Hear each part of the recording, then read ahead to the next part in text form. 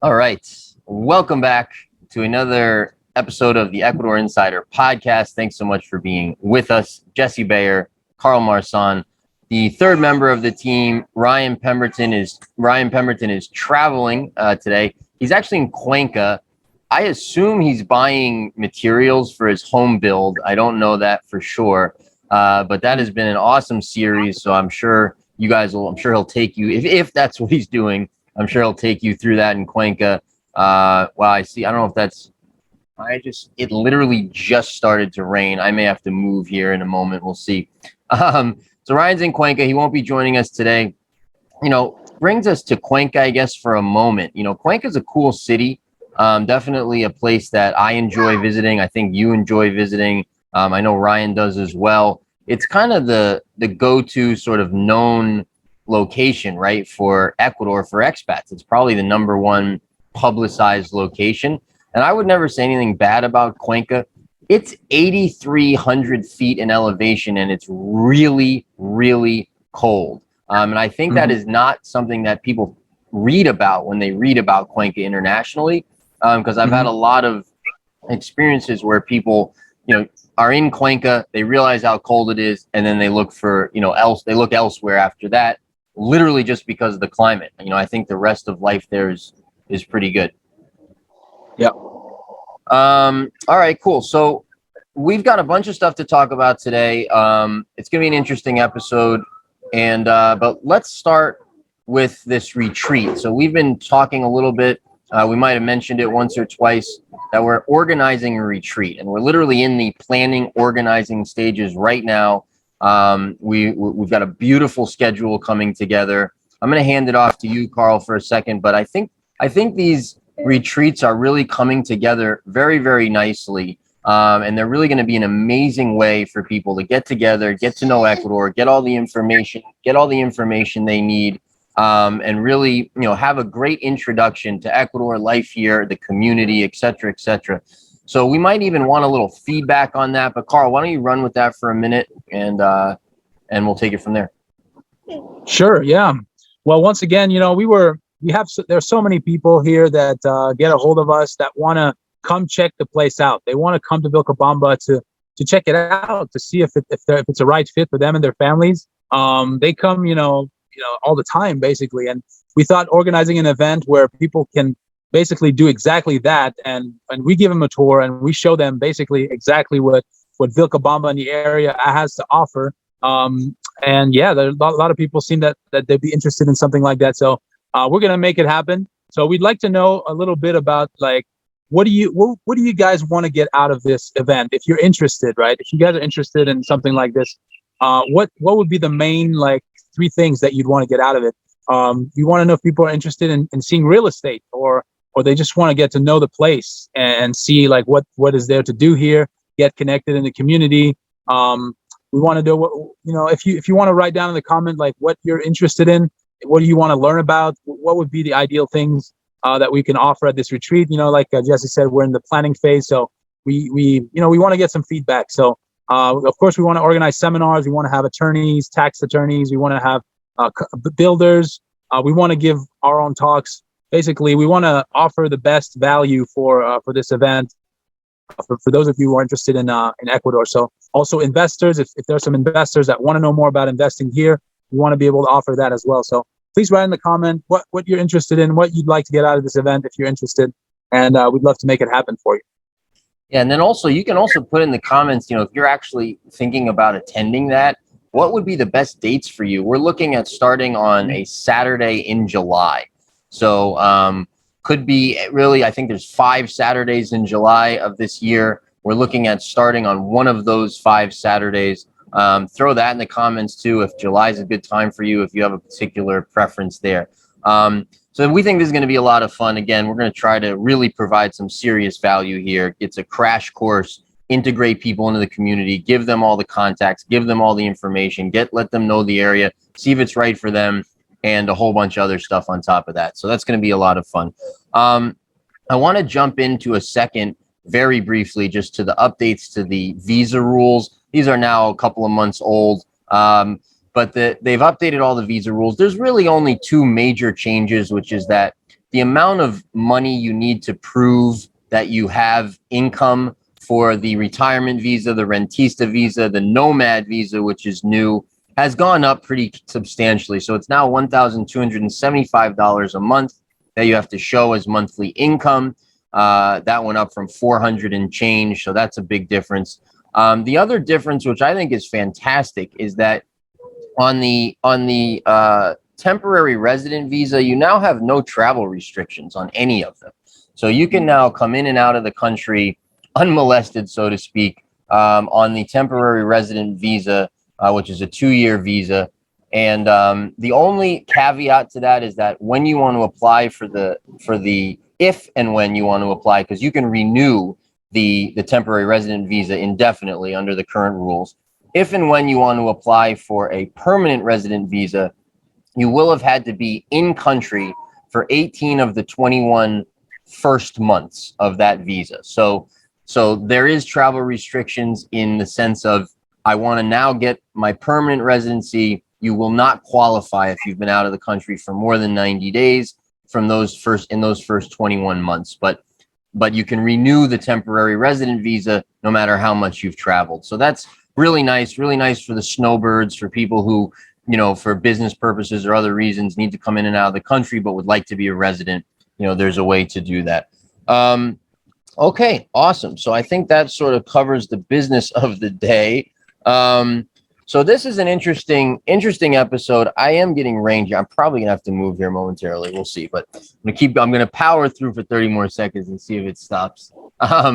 So what we want to touch on today is sort of a little bit of the history of Ecuador, the country, where we're at now, where we're going, tie that into the community, sort of the micro in Vilcabamba, some of the macro stuff going on in the world, the company, what we've been through, tell our story a little bit. Some of the episode names that were kicked around for this was the road to 10,000 subscribers, or Ecuador is booming, right? And these things kind of tie in our growth as a company, both as a company and the different businesses, as well as the YouTube channel very much has coincided with what's happened in Ecuador. So we want to tell that story a little bit from an investment standpoint, talk a little bit about some of the micro in Vilcabamba and some of the areas that we work in most extensively. And then also tie that into some of the macro trends that are going on in the world, some of the investment stuff. So that's what we're going to talk about today. So let's go back a little bit and sort of take stock, right? So I arrived, and Carl, you arrived 2 or 3 years, I think, before I did. 2010, is that when you got here? 2011. 2011. So you got here in 2011. I got here in 2013. So you were what, probably 20 years old or something when how old were you? I was 20 years old when I got 20 here, years old. So you were a kid, when you got here. So you may not have been paying attention to investment stuff and all that. I don't know. But I got here in 2013 at the tail end of a boom, right? So you experienced a couple of years of that boom. I really didn't. So I got here when people were kind of starting to pull out, so to speak. So Ecuador, you got to look at the history of the country to kind of understand it, right? So Ecuador dollarized in 99, 2000, right? So they had a currency collapse right around the turn of the century. Prior to that, they did not have monetary stability, right? So we've only had just over 20 years of monetary stability.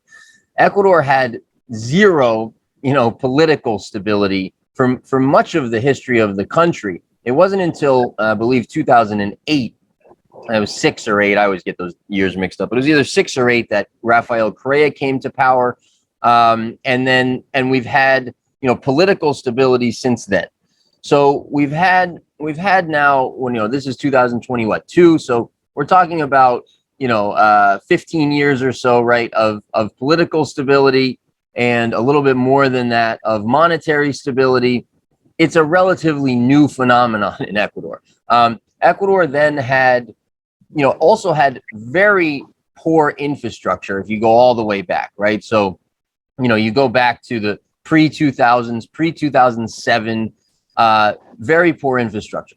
Rafael Correa comes in, and we have a massive, massive spending on infrastructure between 2007 and now, really, but you could say 2007 and 2013. So the airports, the roads, the internet, the electricity, the water, all of that infrastructure, the fiber optic, etc. All of that infrastructure became really good, right? So, there's an area here or there on the coast where it's not perfect, but in general, the country has excellent, excellent infrastructure. Certainly the area we live in, where you are now, has phenomenal infrastructure. Roads are maintained, everything's maintained, everything works great, garbage pickup, the whole nine. So Ecuador had this, Ecuador sort of modernized, right, during those years, 2007 to 2013. And so that, of course, coincided with a boom in the economy, in real estate. You could do business in Ecuador during that time. And so there was a boom. As a result, the president Correa at that time was very popular for the first number of years of his presidency, spending money on infrastructure. People like that, of course. And so that's kind of what I came into the tail end of. Then starting around 2013, that changed.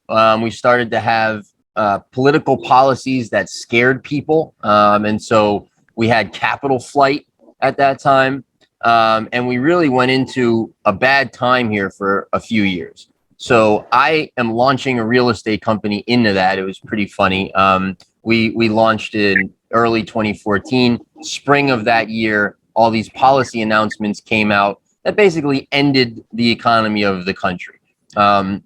People were getting their capital out. Everybody was selling everything. Nobody was buying anything. This is sort of that time. So then we had some years that were kind of like that, 13, 14, 15, into 16. By 16, it had stabilized, and 13 was fine. So it was really 14 it started, and then 15 was terrible. By 16, Correa was out. We had Moreno coming in, the new president. Things stabilized at that point. Wasn't great, but we went back to stability. My sort of hypothesis, right? Me and my former business partner that launched the company came to Ecuador.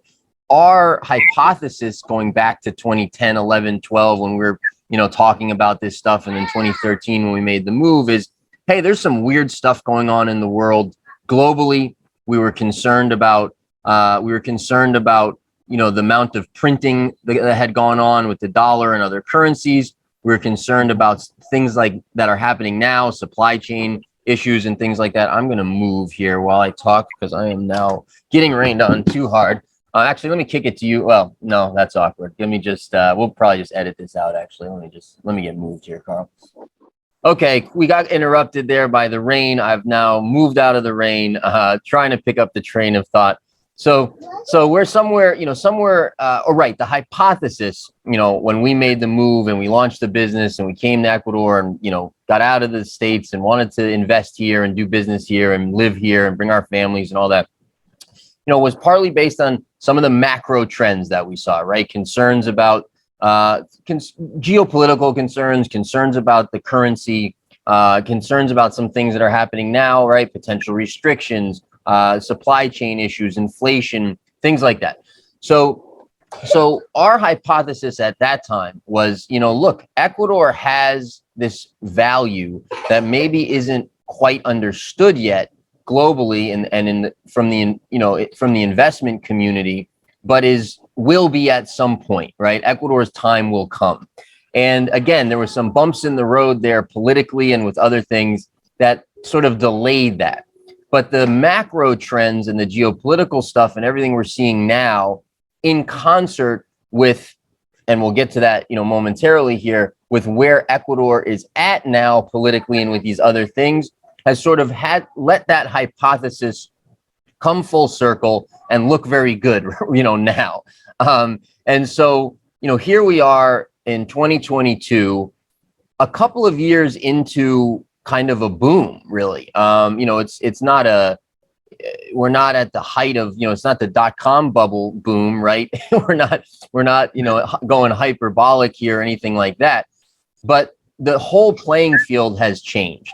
right? When partially, I think when COVID hit, people started to realize the value of rural over urban, which is interesting. I mean, we work in urban as well, but, we're sort of branded and focused around some of those rural, nature-based, water, food, right? These kinds of things.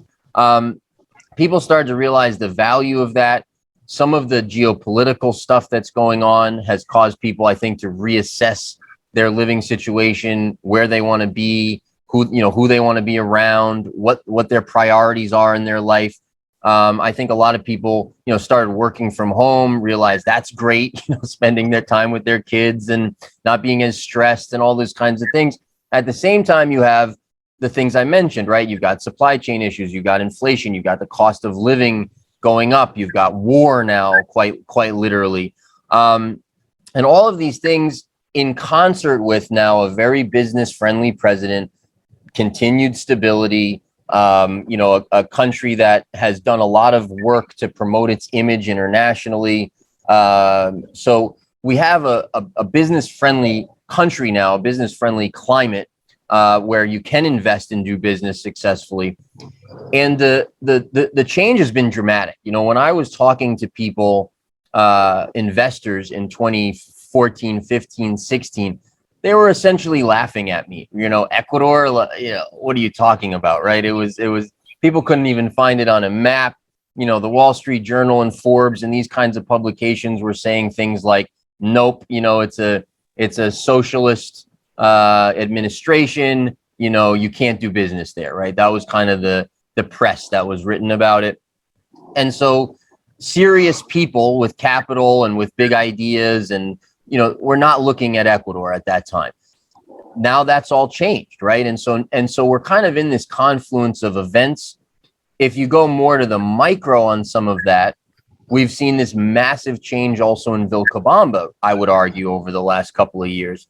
Where Vilcabamba has gotten it's thriving. It's just gotten more and more vibrant, more and more amazing people doing amazing things. And we've talked about that extensively. But I think we're kind of in that time now, right? Where the people realize the value of Ecuador. They have, and they are. And now when I have phone calls with investors, Ecuador, I'm so interested in Ecuador. I've been thinking about Ecuador. I've read a lot of good things about Ecuador, or I just visited, or I'm planning on doing this, or I'm planning on doing that. And all of a sudden, high level business people, entrepreneurs, investors are having these conversations, are investing in our projects, are, wanting to partner with us, so on and so forth, in a way that, again, was impossible, some years back. So we're in a very different time. I think the sort of stresses and the not standard of living, the quality of life, stuff is really affecting people, and they're looking for a change. And so we wanted to just kind of tell that story a little bit. Carl, I kick it to you. Sure. What I can say, as you said, when I came here, I wasn't paying attention to business investments. I wasn't really in the real estate market for buying property or anything like that. But I can share my personal experience from the 10, almost 11 years that I've been here. Like you said, when I arrived in August of 2011, there was a huge boom. There was loads of people arriving in Vilcabamba. And I remember witnessing it myself. There was a famous restaurant in Vilcabamba, the Juice Factory. It used to be located right off the main square. So that was like the place where everyone hung out. That was the spot. So I remember, it was always packed. It was packed with people. It was just a lot of social, gatherings. Like, back then I didn't have a full-time job. So I would go there sometimes in the morning and literally spend the whole day there chatting and hanging out with people. Right. So anyways, I just remember that time is like every single day there were new groups of people showing up, like new faces and families and people literally with their suitcases and their backpacks, arriving in Vilcabamba. It was very obvious that there was a big boom, right? We've mentioned this before. There was a Fukushima event that happened. People were worried about nuclear, fallout on the West Coast and stuff like that. There was also the end of the Mayan calendar. Some people were worried about potentially different world events happening with that and whatnot. But yeah, there was definitely a big boom. I know I had a lot of friends, acquaintances, people that I know literally arriving here and buying real estate like 2 weeks later, like right away, showing up and like wanting to buy land, wanting to grow food, wanting to be self-sustainable, having their own, wanting to have their own homes and stuff like that. So that was like a few years, just like you're saying, Jesse, probably between 2010 to 2012, maybe up into 2013. And then, like you said, there was a low happen where a lot of those same folks realized that maybe they wanted to go back to the U.S. They wanted to go back to where they were from. Maybe their children wanted to go to school. There was the political situation that was a little more unstable, et cetera, et cetera. So a lot of those same people that arrived and bought real estate real fast, they eventually left. Not everybody, but I remember quite a few good friends of mine that decided to go back. And one thing that I've noticed now in the last year or two is a lot of those same people are coming back. A lot of those like people that were sort of pioneers here that were members of the community. Because that's another thing that I experienced being here for almost 11 years is back in 2011, 2012, 2013, everyone knew each other. Like Vilcabamba was a small town. Like you knew every single expat. Everyone knew me. I knew everybody. It was like, once in a while you see like an unfamiliar face and this person's new in town. Now it's like you see new faces all the time. Like every single day I see new people that I don't know, right? So it's growing. There are more people. And another thing I mentioned in another episode is that there's quite a few expats that I've met here that have that story where they came to Vilcabamba, they checked it out, they liked it, then they decided to go elsewhere, whether it was Mexico, Southeast Asia, Thailand, Bali, Australia. Like people went all over the place and eventually decided that Vilcabamba had more to offer than all these other places. So that always made me feel good about my decision of being here. Is to meet that many people that have traveled the world looking for the ideal place and eventually chose Vilcabamba as the place to settle down. So of course, we can repeat the same thing. The weather is amazing. The cost of living is low. That's one thing that Vilcabamba, Ecuador has that maybe some of those other places I mentioned, Hawaii, Costa Rica, beautiful places, but the cost of living is so much higher. Whereas here you can live relatively inexpensively. So, and of course the community, right? The organic food, all of that stuff. So yeah, Vilcabamba is growing, it's thriving, as you're saying, Jesse. Definitely the expat community is growing. There's a lot of cool people doing cool things. And it is thriving. It is thriving for sure. And Carl, when I was talking, I was getting a little feedback. I don't know if that's something on my end or your end. Maybe you could just hit mute when you're not talking, and that might help. Sounds good. Yeah. Yeah, I mean, obviously, I agree with everything you said. I mean, just look at that background right where you are. And it's rainy season, so, things are really lush and beautiful and green right now. Rainy season, generally speaking, is the nicer time of year, although it rained a lot this year, which is not super normal. And last year was an amazing dry season. But in general, people usually like rainy season a little bit better. But I mean, just look at the vibrance of the land too, right? And so then the community kind of matches that, and it's it's just sort of you can see how that fits together. Going back to for a second to just some of the macro stuff. I get the question a lot from people. Where do you see Ecuador going in the next 3 years, 5 years, even longer term than that? And of course, I always give the caveat first of look, there's macro things that could happen that could change everything on a dime, right? We just saw that 2 years ago, right? The whole world changed in over the course of a couple of weeks. And so events like that can happen, events outside of your control, macro events can happen. Outside of those things, which, we can't really you can't really discount for that outside of, or account for that very well. Outside of those things, the trends in Ecuador are they're so good. Again, we have all the stuff I just mentioned, right? All the potential negative things that are no longer necessarily future things. They're things that are happening now. So that drives people to, both people and investors, both, right? It drives people to look for alternative options. So then what does Ecuador have? This amazing culture. It has the safety that people are looking for. It has the food, water, air, all those things people are looking for. It has no winter, right? It has the incredible resource abundance. It has a very low cost of living. It's very easy to immigrate to. It's very easy to do business in. It's very easy to be an investor in, right? There's no restrictions as a foreigner here, like you can't own land or you can't start a business, or, there's none of that. And so, you can produce, for example, what's going up right now a lot all over the world, food, right? Food prices are getting higher and higher and higher. Well, you can produce food here very inexpensively, right? So it has, arable land unexploited all over the country. It has minerals, it has natural resources, it has all of these things that, again, I think the value hasn't always been understood and is starting to be. And so you're seeing those trends play out that we predicted, those years ago.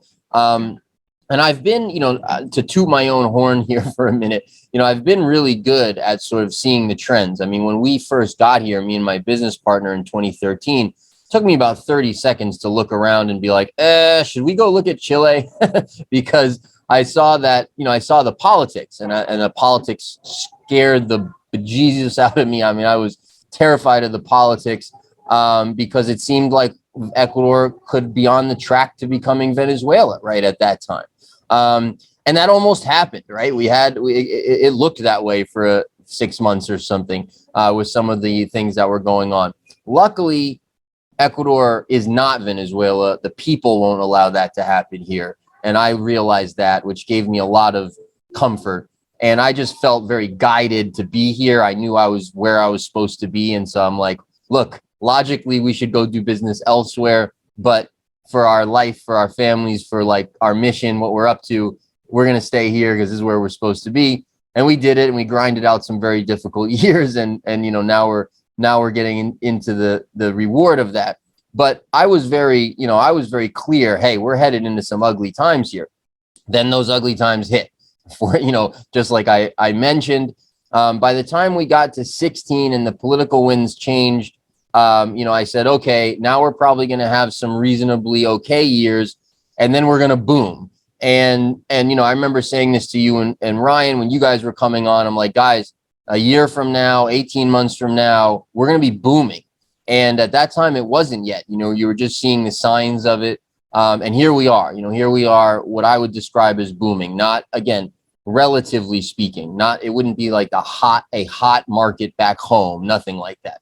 But on relative terms, we're booming. So I think the prognosis here for Ecuador is great. Going out here, barring, again, the macro craziness, which we have no control over. So yeah. All right, where do you want to take it from here, Carl? Do you have comments there? Well, I just wanted to say something that because you're talking about world events and things that we can't predict, right? In the COVID, the whole COVID thing that happened, there were lockdowns here. There were people were afraid. But I can say, like, I don't think there's that many. I don't think there's any place in the world that would have been better to be in quarantine. Like, we couldn't even tell what was going on here. It was literally like you could go for walks around the river. You can go for hikes. People were walking around, like, even during supposedly lockdowns or quarantine time. The police didn't care. Like, nobody really cared that much. It was just an amazing place to be in quarantine. So if something like that was to happen again, you're much better off being in a place like this than being in the city, of course, right? And in urban areas where everyone's crammed together. There's so much space. There's so much nature, and just thought I'd say that. Yeah, I mean, those are great points. And I think that speaks to, like, Vilcabamba specifically, right? It's and other, maybe other places too, but Vilcabamba as a town, I mean, if you take Ecuador, right, as it relates to the stuff you're talking about now, if you were in Loja in the city, that was a very different experience 45 minutes away than if you were in Vilcabamba. If you were in Cuenca or Guayaquil or Quito or Manta or any of these other cities, that was a very different experience than if you were in Vilcabamba. And I think that's probably similar to at least the States and maybe other places. I don't really know. But certainly there's been some division there, right? As far as, hey, this place is really strict with all the restrictions and this place isn't. And I don't want to get, too much into that because people have their own views. But Vilcabamba Vilcabamba as a community has this, again, vibrance, but also this sort of strength to it where people, there isn't necessarily a ton of formal networks. There's definitely some for sure, but it's not that everybody's super organized and talking to each other and all structure in a structured way, but there's very much a power base of freedom loving people who are not interested in being, dictated to and controlled in ways that they don't want.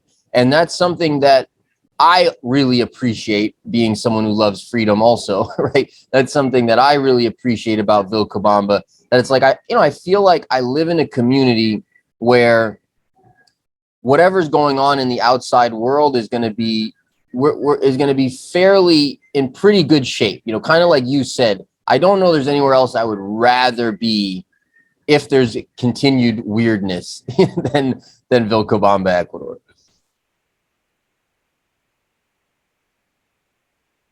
Yeah, I second that. And then once again, you're talking about food shortages and stuff like that. Ecuador is a huge food producer. Ecuador exports mass amount of food. There's a lot of food being grown here.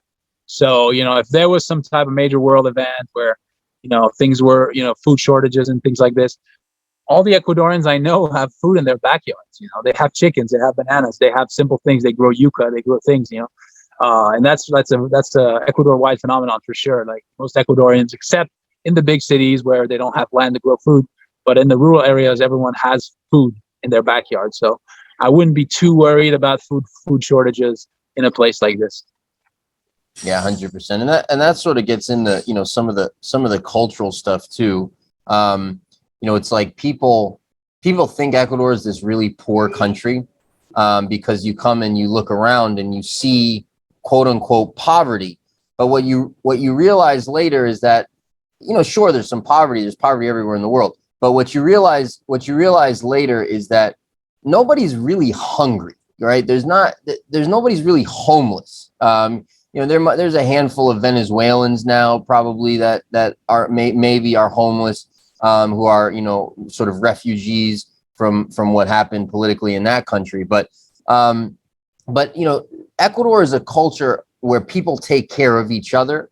And because of the climate and because of exactly what Carl just mentioned, the customs and the traditions of growing food and all those kinds of things, you don't have that same level of scarcity and therefore that same level of problems with poverty in that way. And then also ties into the culture where, people here are not so interested in flashing, right? They're not so interested in showing you their wealth. They're interested in having it, of course. They're humans, we all are, right? But they're not so interested in having it just to show off. They're more interested in having it so they can pass it down to the next generation, or they can send their kids to good schools, or they can, help their kids get set up in a good career, or, so on and so forth. And so, it's a different mentality. It's a different culture. I'm 9 years in almost, I'm thrilled with my decision. I think a lot of what I was concerned about going back to 2010 in those years of like, I'm in New York City, I'm getting an MBA, my life is on that track, right? I've got lots of debt and a mortgage, and I'm stressed, and I'm 15 jobs, living that kind of lifestyle. To get out of that and to be sort of in the environment I'm in now, it's a very, it's something that brings a lot of peace of mind for me, right? I'm very comfortable here. I'm very comfortable where I live. I'm comfortable with the community. I actually know the people where I live, but for real, like I know their character, I know how they're going to react in different situations, I know who I can count on, but actually count on, not just like, I think maybe, but then when things get hard, I don't know, right? That kind of stuff. So, that's cool for me. Yeah, I second everything you said. I think if there was some major, world event, Vilcabamba would potentially still be thriving to some extent. Another interesting thing, we're talking about agriculture, food security.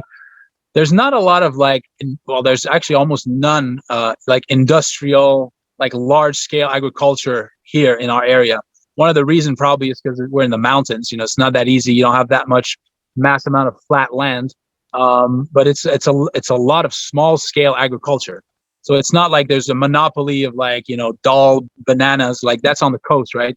But like here, you don't have like one big corporation that owns a whole bunch of land. It's all like really small farmers, which, you know, in a way it creates more security because there's no monopoly.